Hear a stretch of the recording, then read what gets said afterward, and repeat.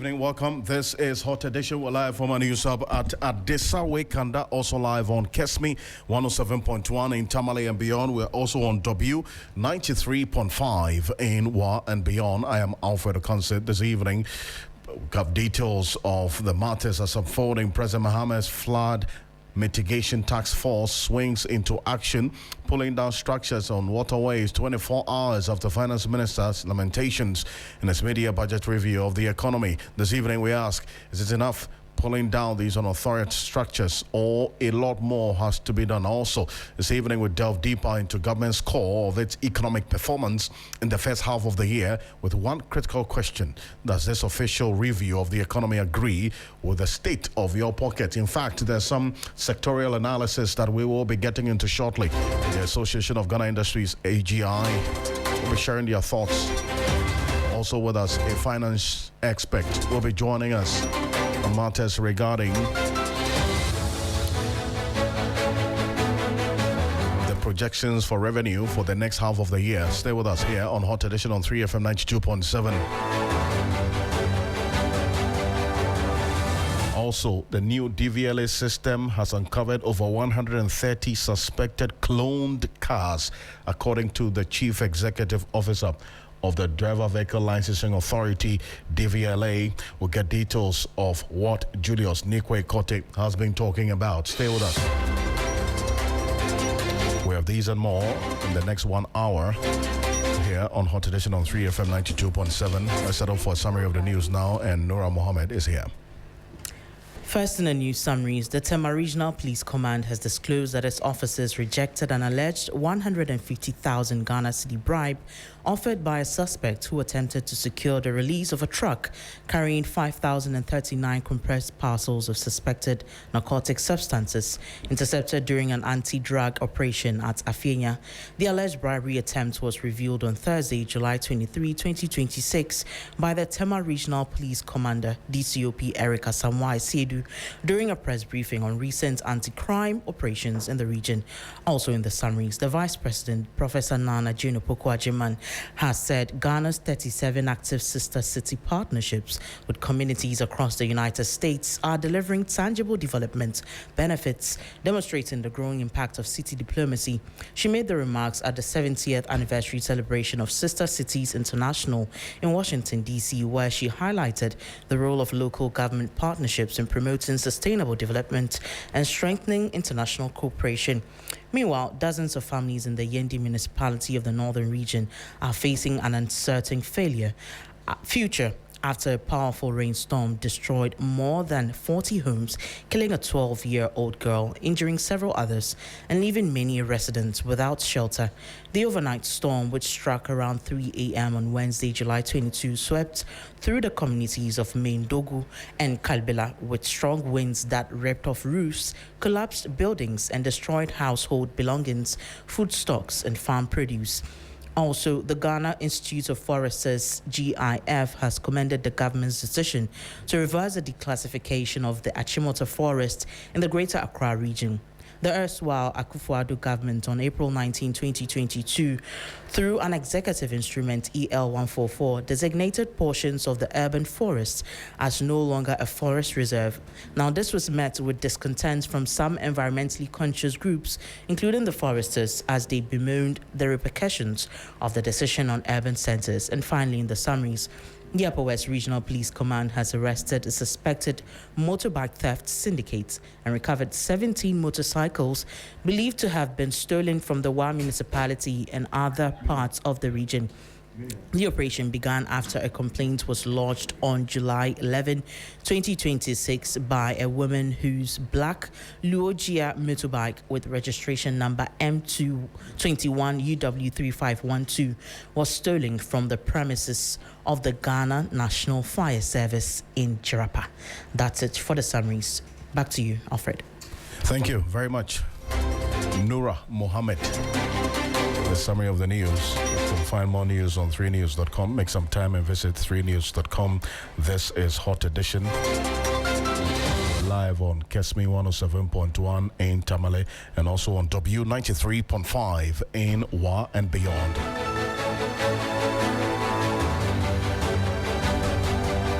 straight into matters regarding the mid-year budget review. But before we get into the issues regarding the sector-by-sector analysis and reactions to some of the information that the finance minister puts out in the mid-year budget review, although the Bernard Enchibuesiako Chemawun to me matter is typically not a budget issue, it found its way onto the discussion of the post-mid-year budget review presentation on the floor of Parliament. And here's why. Alexander Afenyomakin, who is a minority leader, a full member of Parliament, during his statement after the finance minister presented the mid-year budget review, literally warned the minister in charge of Justice and Attorney General of the Republic of Ghana that they should release political prisoners. And what exactly does he mean by this? Take a listen. Review is uninspiring. There is no inspiration. What we are experiencing in this country is persecution, persecution, persecution. For the first time, we are seeing political imprisonment. Who to me is a political prisoner.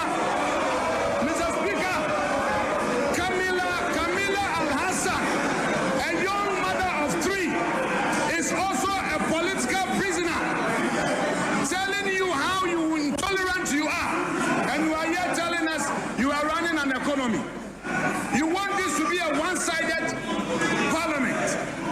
When people criticize you, you threaten them. A lot of my MPs here have been threatened. You are threatening members of parliament with prosecution. Let me serve a warning to the Attorney General that the ravening clouds shall no longer be victorious. They shall not long possess the sky. Be careful. 2028, you'll be in opposition. 2028. If you are not careful, Mr. Speaker, if you don't stop now, you will go and meet one to me there, and one to me will be out, and you will go in. So I'm advising you, let us all be measured. We welcome the reforms by the finance minister, and for the first time, he did something patriotic by acknowledging the digitalization reforms we introduced in government payments.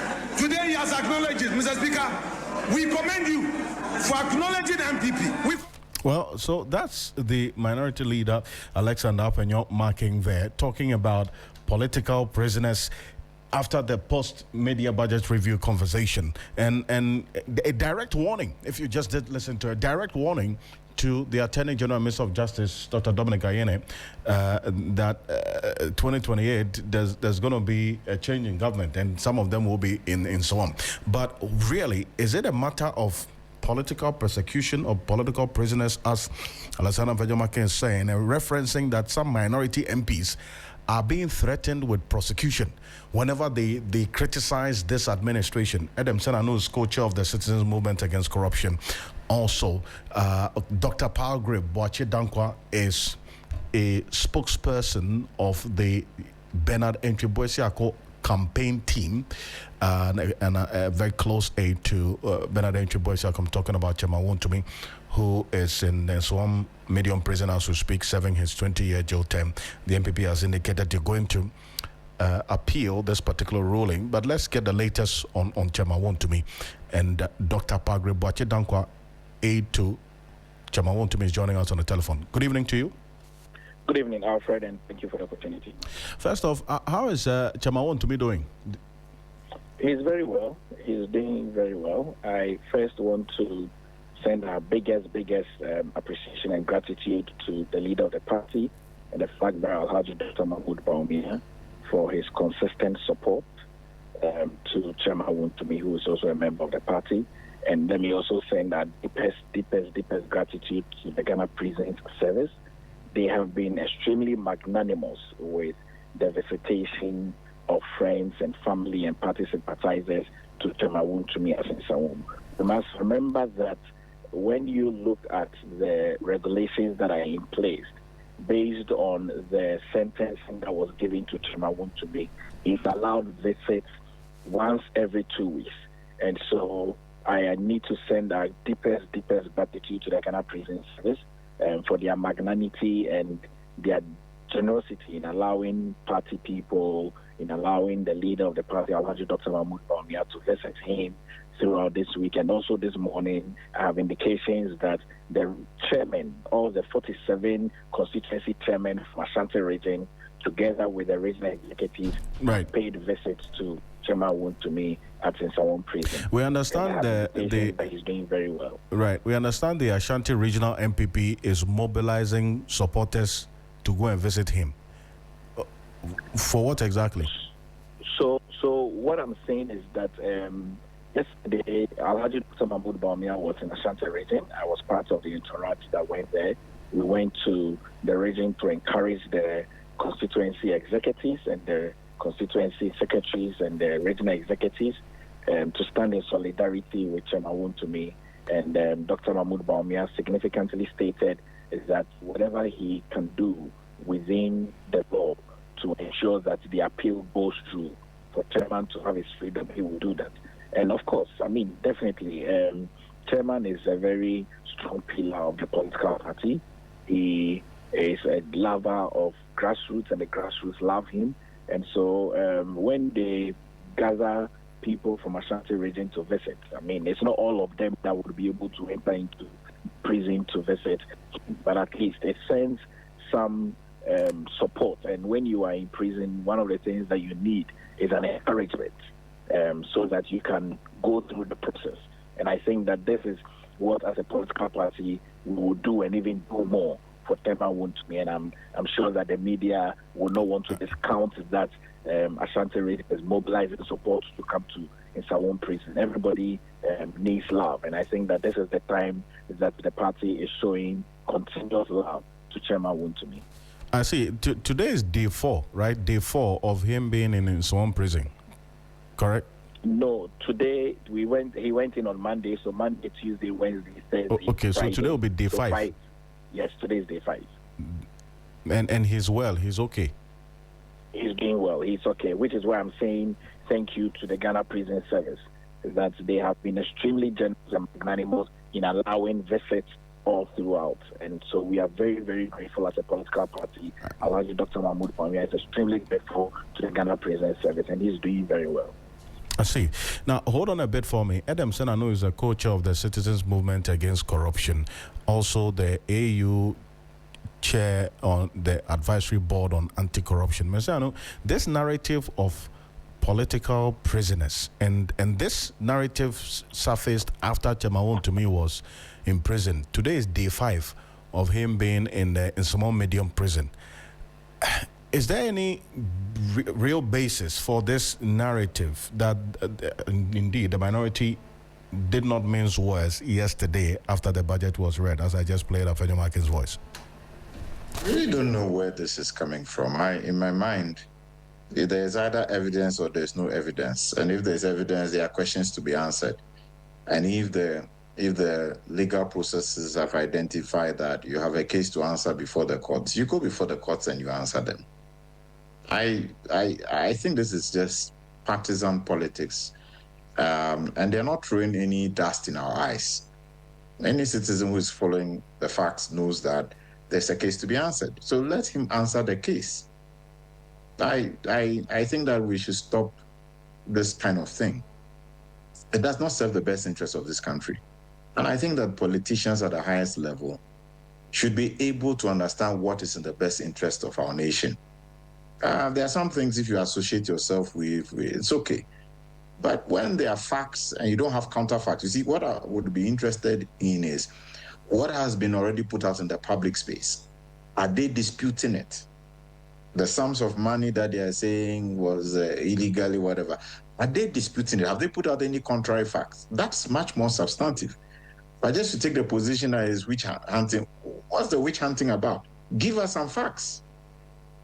You know, they should be cautious because the credibility of the political class is at stake. Even the whole issue of our democracy and whether we are getting dividends from this kind of political thing where we have a two party or not. The jury is out there. Are we really benefiting?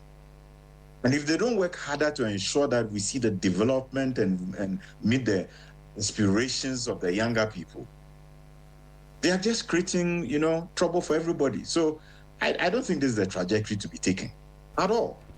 And in fact, you're listening to Avenyomakin. He says that some minority MPs are being threatened with prosecution when they criticize this administration. And the question that your colleagues in the anti-corruption space have been asking is that a threat of prosecution is not in a vacuum. You would only have questions to answer if you have done something worth asking questions about. How did this strike you, hearing Avenyomakin say that some minority MPs who criticize government are being threatened with prosecution? No, he says some. Can he give us the names? On what occasions? Because surely, for some of us in civil society, if we find that government is unnecessarily, unduly, unfairly criticizing people or holding them, obviously we'll speak up. But the question is this: what is it that these MPs have done that they are afraid of anything or that they are being criticized for? There cannot be, fire, smoke without fire. What exactly is it?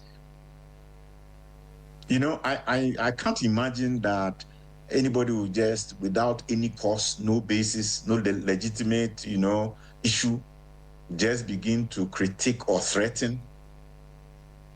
That cannot happen. There has to be a connection.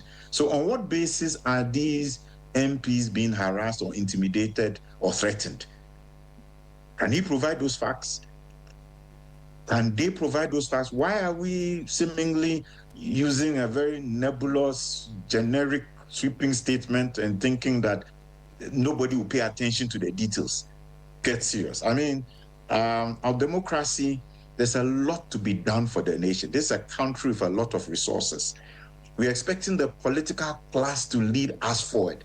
We're expecting to see, in every given 5 years to 10 years, substantive change, not this bickering about witch hunting. And when there are issues, you don't provide contrary facts or other facts, and then you just expect us to follow you. Dr. Pagre, you have also used that expression of a narrative of Chamon to being a political prisoner. You heard Adam Senanu there.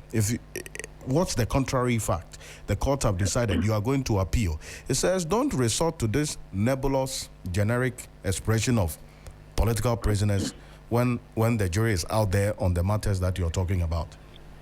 Alfred, you are aware that we live in a society, and the South Africans have a proverb that says that Ubuntu, Ubuntu, Ugabantu, which means that you are who you are because of other people. We don't live in isolation of that. We cannot, on any day, think that Temawun to me hasn't got a political influence. He's a politician. And so you cannot detach that from what is happening. Okay? You cannot detach that. And it's important that as our leader and General Secretary has stated, that we as a New Patriotic Party consider this as political imprisonment. You cannot disassociate it, because Temawun to me is a politician and he's a businessman. And so, of course, we are going through an appeal. Of course, that is going to be heard, and they will make a decision on all the charges and convictions that came. And of course, everyone is going to see to the bare facts of it. Alfred, I have read the judgment. Yeah, but you only resort to that expression of political prisoner if there is no real fact and basis for his incarceration. And it is only just for the politics of things. That's what Adam Senanu is saying. I have read the judgment more than once. Let me summarize it for everyone that is listening. You work at TV3 or Media General. No, don't use me as an example. The most important thing is that, I've read it as well. You are not a lawyer, probably. I don't think so. But let me explain it in simple terms. Someone works at Media General, okay? No, you can use any other company. You don't. What do you want to? What's the point? What do you want to drive in a house. Let me use it. A tenant lives in a house. Okay, well that example will work for you, because I think that I'm beginning to see that you want me to use an Umodo story. So let me use an Umodo story. Okay, my brother Alfred. A tenant lives in a house. When the tenant went to the landlord, the tenant said, I want to live in your house. Now, this tenant rents the house, and rather than using it for residential accommodation, he's beginning to use it for something contrary to what the landlord is aware. Okay? The person goes to court, and the person pleads guilty, which is this tenant, and is set free. And now the landlord who owns the house has been sent to jail. That's clearly what it is. It's called circumstantial. Okay? It's called circumstantial, which is why we are making an appeal. Give us time. When would the appeal be filed? By next week, the appeal will be filed. By next week? Yes, of course. Okay. Before the legal break. Right. We will definitely wait for that, and I thank you for talking to us this evening. Appreciate Thank you for the opportunity, Alfred. Dr. Pagre Bachidankwa is aide to Dr. Mamudu, aide to Chairman Wontumi. Bernard Entry-Boesiako is the spokesperson for Bernard Entry-Boesiako for National Chair Campaign Team. As we do know now, today is day 5 of Chairman Wontumi being in Swan Prison. And they are preparing an appeal, which they say by next week they will file. We'll wait for that. But this is Hot Edition on 3FM 92.7, 23 minutes after 5. Your thoughts and views, comments are welcome. Go on our Facebook page at 3FM 927, at 3FM 927. Also on YouTube at 3FM 927. Post your comments there. If you go there right now, we're showing you videos of some of the court appearances of Bernard Entry-Boesiako, Chairman Wontumi, on our Facebook page at 3FM 927. Also on YouTube at 3FM 92.7. But the Flood Mitigation Task Force has begun a phased exercise to dredge drains, desilt waterways, demolish illegal structures obstructing water channels across parts of Accra. The operation, led by Deputy Chief of Staff for Operations Stan Dogbe and Works and Housing and Water Resources Minister Kenneth J, started at New England. Yeah, if you didn't know, there's a place called New England in Ghana. It's Tessa Dam in East Legon, and then Oyarifa. The Tessa Dam, the task force demolished structures built along the banks of the reservoir. Years of encroachment is what we've seen going on now. Illegal construction and indiscriminate waste dumping reduced the dam's capacity to hold floodwaters, and residents were given time to remove their belongings before the demolitions began, after which dredging works commenced to restore the dam's storage capacity and improve water flow. Flood Mitigation Task Force Coordinator Brigadier General Foster Ocansey said illegal developments had narrowed natural waterways, increasing the risk of flooding in surrounding communities, and also added that buffer zones will be created to prevent future encroachments. Meanwhile, Works and Housing Minister Kenneth J said desilting of drains will become a year-round exercise under a directive from President Mahama to help prevent a recurrence of the floods. Now, we can now listen to Brigadier General Foster Ocansey, Coordinator Flood Mitigation Task Force. And I want you to go on our Facebook page at 3FM 927. We're showing you videos of the demolition exercise along that Tessa Dam in East Legon. Quite telling, indeed. I go on our Facebook page right now at 3FM 927. You see the videos and the pictures of this demolition exercise. This is what the Brigadier General Foster Ocansey had to say on what is happening right now regarding the demolitions.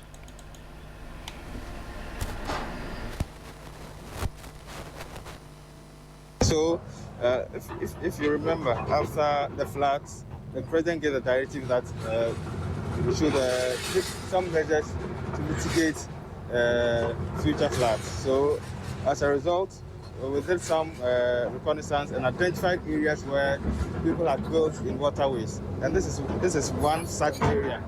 This is the Tessa Dam area. So we are demolishing structures in this dam area to open up the place for some dredging works to be carried out. And then from here we'll move to other places where such an action needs to be taken. Okay. So how was the encroachment contributing to flooding in this area and then a little bit down? Which areas were affected as a result of the encroachment within this area? Okay, so the problem is that because people have filled this place, the channel is narrow. So the water is not able to get enough space to maneuver to. Well, there's a holding area downstream where water is supposed to be collected, but because they filled that whole place, and the place is not able to take up water.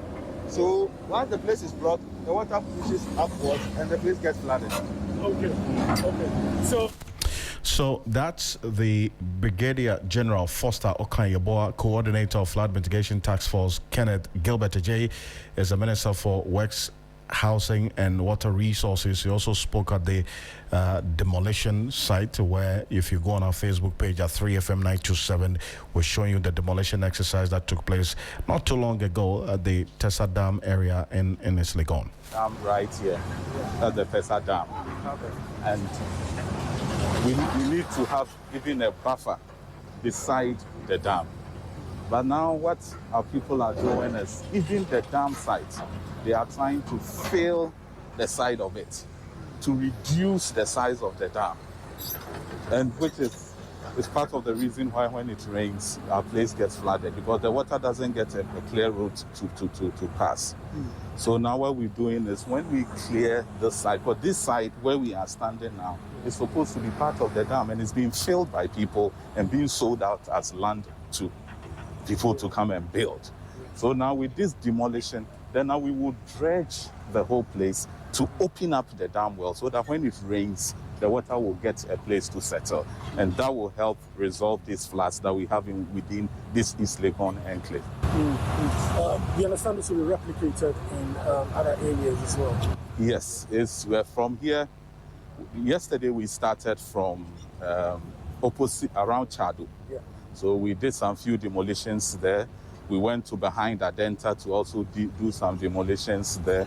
And then some few places too within East Legon too. Yesterday we did some demolitions. And we will be moving to other areas. How hopeful So that's the Minister in charge of Water Resources, Kenneth Gilbert Ajay there. And let's have a quick conversation on what we are seeing right now on our Facebook page at 3FM927. This demolition exercise also on YouTube at 3FM927.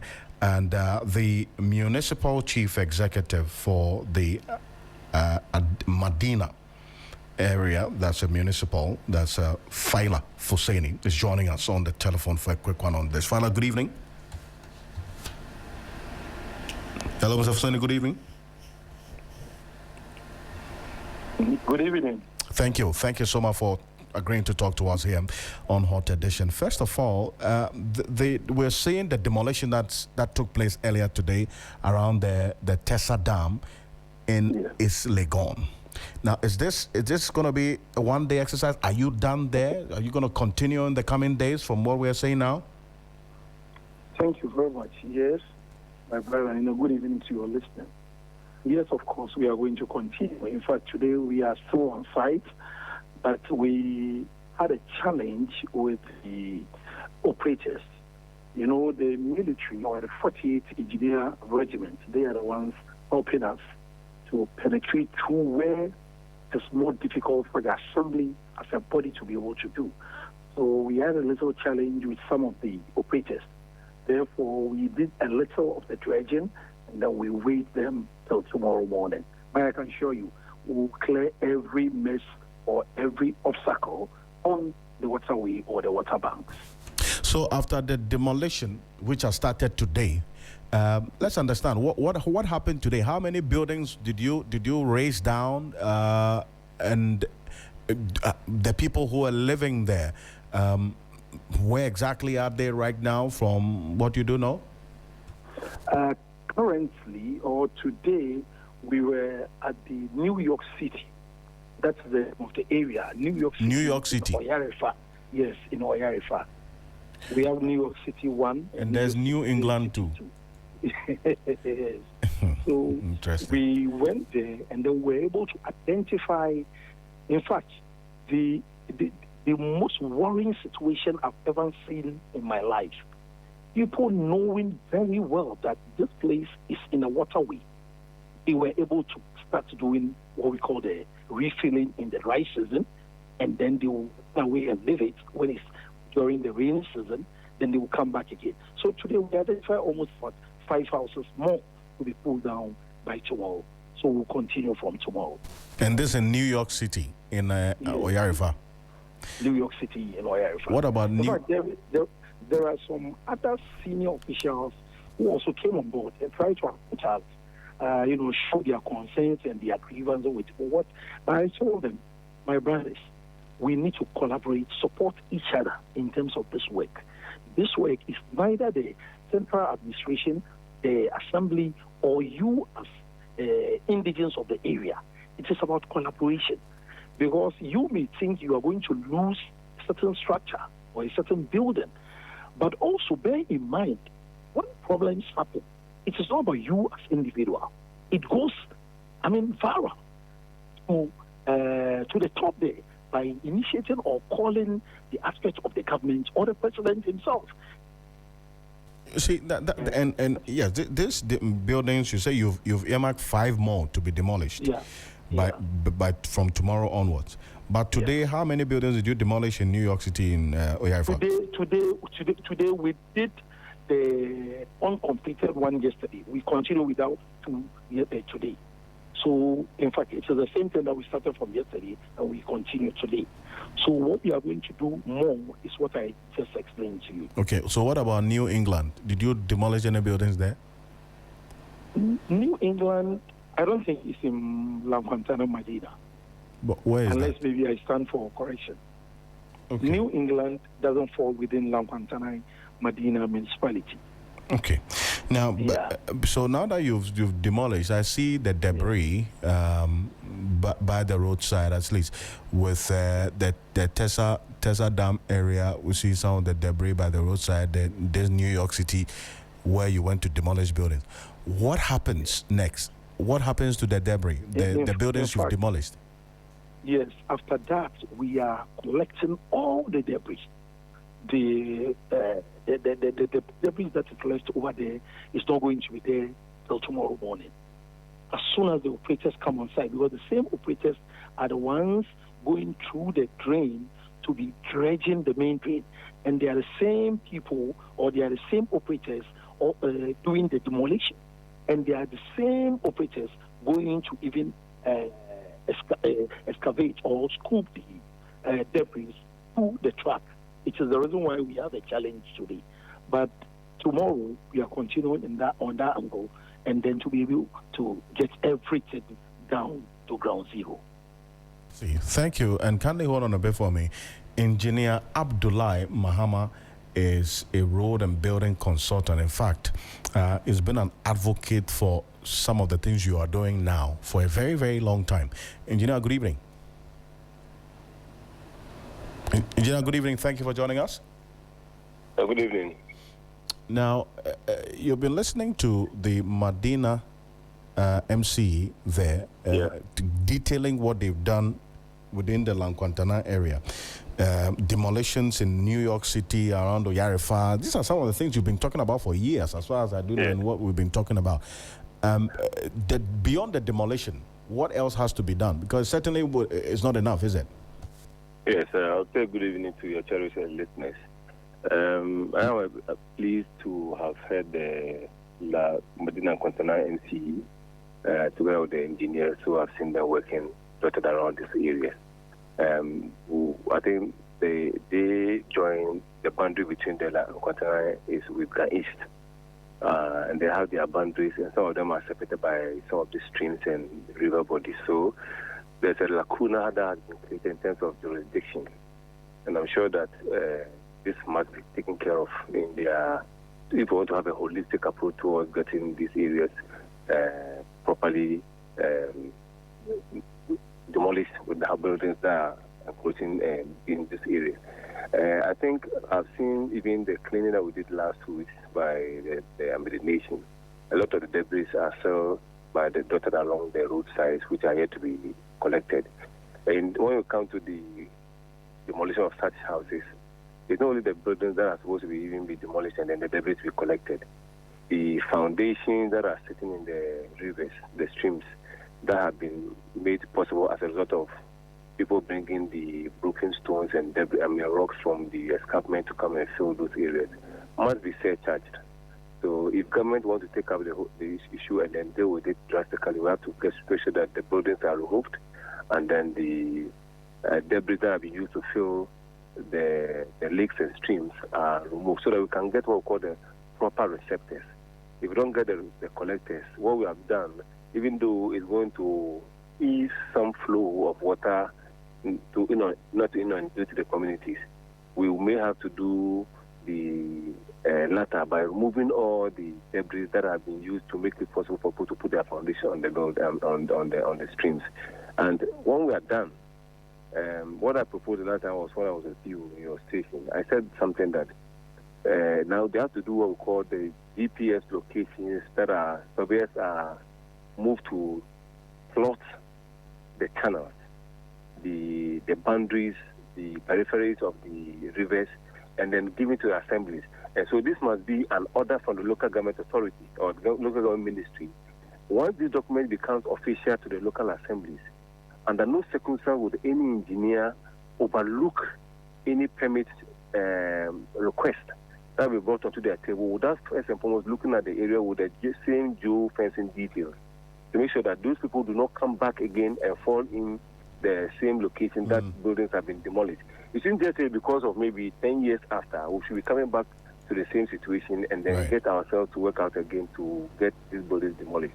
I remember the prof who spoke on your program the last time was given, the extent to which within 20 years, some of the river bodies, which are about 207 meters wide, have become 10 meters.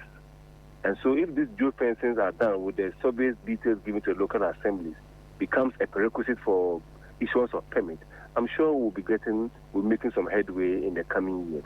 Right. I do appreciate your analysis of this and how the coming day should look like. Thank you so much for joining us, Engineer Mahama. You're welcome. Appreciate it. He is a building and road contractor, Engineer Mahama, joining us, Abdullahi Mahama, joining us with his thoughts in there. But let's go straight into matters of the media budget review, and rightly so. Yesterday, the Mahama administration says Ghana's economy has made significant progress 19 months after taking office, describing a turnaround from what it calls the economic crisis inherited in January 2025. Presenting the 2026 media budget review in Parliament, Finance Minister Dr. Kasiela Tuforsen said government has moved beyond emergency stabilization and is laying the foundation for sustained economic growth. According to the minister, inflation has declined, the city has remained relatively stable, international reserves have improved, fiscal targets have been exceeded, and Ghana's economy has surpassed $100 billion mark. He said these and the achievements reflect prudent economic management and growing investor confidence. Let's take a listen to the finance minister presenting the media budget review yesterday. This administration assumed office. When this administration assumed office, it moved swiftly and decisively to stabilize the economy and begin the work of national reconstruction. It was immediately clear that the old model of managing the economy had failed, and Ghana did not need incremental adjustment, but it needed structural reforms. We therefore took difficult but necessary decisions which were neither politically convenient nor painless. These decisions demanded our collective sacrifice, Mr. Speaker, but they were necessary to restore stability and rebuild confidence. Right Honorable Speaker, the progress Ghana is recording today did not happen by chance. Some have suggested that our recent macroeconomic gains are simply the product of good fortune. Others have attributed the recovery solely to the debt restructuring program or the IMF program inherited in 2025. But Mr. Speaker, I firmly disagree. Our recovery is as a result of superior economic management. Mr. Speaker, for emphasis, I firmly disagree. Ghana's recovery is as a result of superior economic management. Debt restructuring may create fiscal space, but it does not create fiscal discipline. Right Honorable Speaker, an IMF program may provide a framework, but it cannot substitute for sound policy, disciplined implementation, and political will. Sustainable economic recovery is built on good policy choices, competent economic management, and disciplined execution. As the finance minister, meanwhile, the minority in parliament has rejected the government assessment of the economy. Ranking on Parliament's Finance Committee and Member of Parliament for the Karaga constituency, Dr. Mohammed Amin Adam, argued that the government's claims do not reflect the realities facing Ghanaians. His immediate past finance minister. If you remember, after the floods, the president gave a directive that we should take some measures to mitigate. Can best be described as talk more, do little government. Because the review has confirmed our description of the original budget, the 2026 budget, as having only bones, no meat. And for that matter, can best be described as Koscielny budget. The minister tried his best to do what he does best, propaganda. But his own data gave him out. His own data showed that the honeymoon is over. They are now faced with the reality because this budget is empty. And because it has no meat and they have no story, again, the minister resorted to blame game. They've been doing this blame game from the time they assumed office in 2025. And after 18 months in government, they are still doing blame game. That's the former finance minister, Mohammed Amin Adam there. Let's go straight to Parliament. Our parliamentary affairs correspondent, Christian Yale, who's in Parliament as we speak. We understand the budget is still a matter of conversation on the floor of Parliament. And Christian, what have the MPs been saying? Alfred, so unlike the initial agreement by the business committee that after the minister presented it yesterday, they were to begin commentary on the same today, there's been a change of plan. And so the commentary on the mid-year budget review did not start today. However, it is expected that on Tuesday next week, it will begin. But today, after the business statement was presented by Mahama, the majority leader, there was an agreement that the MPs would adjourn sitting today to Tuesday. In fact, last week, the communication was that they would sit tomorrow to continue with the commentary on the budget. That was because ordinarily they were going to go on recess next week, Tuesday. So they wanted to start the commentary today. It will continue tomorrow, Monday, and then Tuesday the two leaders would conclude. Then they would proceed to go on recess. But that didn't happen. So they are not sitting tomorrow. They are not sitting on Monday. So after that, a motion was moved for the House to be adjourned. Then the first Deputy Minority Whip, Habib Idris, who should have ordinarily seconded the motion before the Speaker could put the question for a voice vote on it, said that the majority MPs were not inspired by their own minister's budget review. So they did not come to the chamber in their numbers to begin the commentary on the statement. And he even went ahead to say that unlike what Dr. Atiforsen has done previously, this time around, he did not visit various markets to go to get a direct, feedback from the market women. And he, Habib Idris, is of the view that because the market women are angry, he mentions the tomato farmers and traders as well as onion traders. If the minister had gone, they probably would have attacked the minister. In fact, after he had said that, the majority leader did not take it lightly at all. So he responded, Mahama Yarga responded, and described the words of Habib Idris as irresponsible, reprehensible, and said his conduct lately are getting out of hand. Alfred, we can take a listen to what Habib Idris said and then the response the majority leader, Mahama, gave after that. This morning I was getting a report from the market. You know, normally he go to the market before coming to Parliament. The tomato sellers were very angry waiting for him to come to the market, and he couldn't turn. The onion sellers were equally waiting for the finance minister to come to the market. He couldn't go. Now he's moving from TV station to TV stations. We are ready on Tuesday to be able to unlock a lot of misinformation that contained in the minister's statement. And the minister is very lucky that he didn't go to the market before coming to this chamber. Probably he would have been attacked by the market women because they are very angry. How can you stand in this chamber and say that market women are planning to attack the Minister of Finance? That's what you've said. That's what you've said. You have just said that. You have said that if the minister had gone to the market this morning, the women would have attacked him. Very irresponsible of you as a member of parliament. Very irresponsible. You must withdraw that and apologize. You must withdraw that. You must withdraw that and apologize. Please. Please, this is getting out of hands. This is irresponsible behavior. The leader of the House was actually not paying attention when I was speaking. And Well, so that's the banter that happened in Parliament, but what we just played for you as listeners as well, the verdict is out there on whether or not the Member of Parliament said what he said he did not say.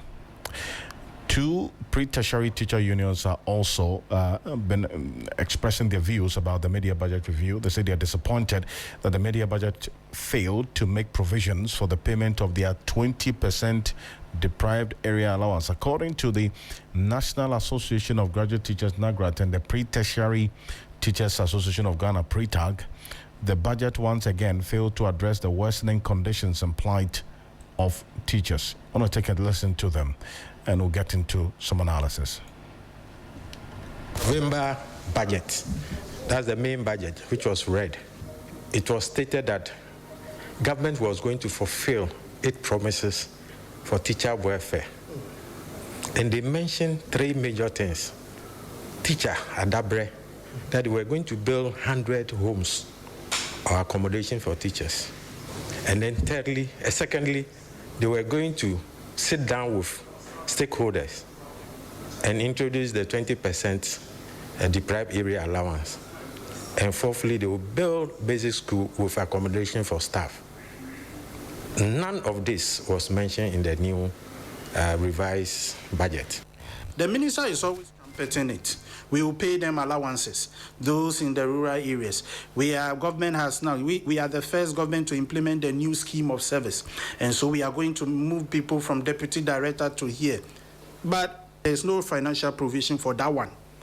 But the minister is always trumpeting. That is, you see, you can't say something for everybody to hear so that people will posture and think that teachers are well taken care of. But that's the presidents of NAGRAT and PRETAG there. But let's get a bit more into this. Wisdom Safo is from our research desk here at 3FM 92.7. Wisdom, this is a media budget review, but tell us what the budget did not capture.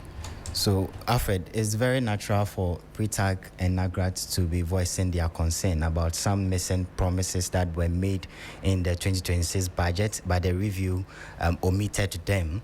So I'm here to give the facts as to, I went through the document, I read it, and I realized that some of the things that were mentioned or said in the main budget for 2026 were not given update of in the review. So the first one I would like to talk about here is hospital infrastructure. And in the main budget, it's promised that there'll be 3 new regional hospitals backed by 600 million Ghana cedis, and district hospitals at Bole and Shama, and the completion of 10 Agenda 111 hospitals backed by 100 million Ghana cedis. Alfred, I would like to emphasize on Agenda 111 because when Akando went in front of the Assurance Committee in Parliament, he mentioned that 4.8 billion Ghana cedi had been invested in Agenda 111, and that as he spoke at that time, there were no operationalization of these hospitals. And I went back to the PRMA Act because That's where Agenda 111 was initially getting its funding from, the oil revenue, from the APFA, the annual budget funding amount. There was about 2.81 billion Ghana cedis were taken from our petroleum revenue to fund Agenda 111. But when this government came, they amended the Petroleum Revenue Management Act and diverted 95% of that proceed into Big Push. So now, as I speak to you, there is no dedicated funding for Agenda 111. Last year, President Mahama met with the clergy and said that if these faith-based organizations will come on board so that they can even operationalize some of these hospitals, he will come on board and he's willing to give in. So there were no updates given on Agenda 111 as well. Upgrades of 7 hospitals for maternal and child health care backed by 79 million cedis, no updates were given. Continuous work on large general hospital, Efiam Kwanta Hospital, the Konfanot Maternal Block, and the Sewa Regional Hospital as well. So they didn't give update on this. That's for the health or hospital infrastructure. Then we move on to the basic education infrastructure and material. So the main budget allocated 2 billion Ghana cedis for 200 GHS blocks, 200 primary schools, 200 kindergartens, 400 teachers' bungalows, and 400 places of convenience. It also allocated 3 billion Ghana cedis for textbook, more than 2 million decks, 200 buses, and 200 pickups, and the completion of 30 abandoned e-blocks. Also, a science and technology university at Damango and a modern market at Aflao. So all these were mentioned in the main budget, but the review did not touch on any of these. It mentioned, though, that there were some get fund payments, but it did not narrow down and gave us a timeline as to how much has been invested, the construction ongoing, what is the state of completion of these infrastructures and all. The last thing I would like to talk about and emphasize, which were omitted in the budget, would be the fire service retooling. So the main budget promised 100 fire tenders, assorted equipment, and high-rise firefighting equipment, and it's later allocated 150 million Ghana cedis for fire tenders and equipment. The review reports that number of fires, rescues, inspections, and all that, it was mentioned in the review, but there were no updates given on these retools, like the fire tenders and the high-rise fire equipment as well. Right. So these were the things. There are a lot of them, the aviation infrastructure as well, fisheries infrastructure and equipment, land administration, a lot of them. But as we go on, subsequently we will review or we will bring all these to the general public. Right on. Thank you. Wisdom Safo is with our research team, and this is a continuous exercise. It's just the first phase of the post-media budget review conversation we're going to be having. But Joe Jackson is CEO of Delix Finance, a financial analyst. Has been sharing his thoughts about the media budget review. Now, you see, this government is betting big on revenue, and that's okay. But there are 2 things we should look at carefully. One is that there are no new taxes, which is a good thing. But the real difficulty is that the tax net has not really been grown. So this bet on revenue is going to come from the same old people who pay the tax, mainly in the formal sector and some in the informal sector. So really, the issue to do with the bet on larger revenue is a bet on better enforcement. And the real... That's Joe Jackson, financial analyst there. This is Hot Edition. We're live as well on Kesmi 107.1 in Tamale and on W 93.5 in Wa and beyond. We're back shortly after this quick break. Stay with us. I'm not afraid to be different.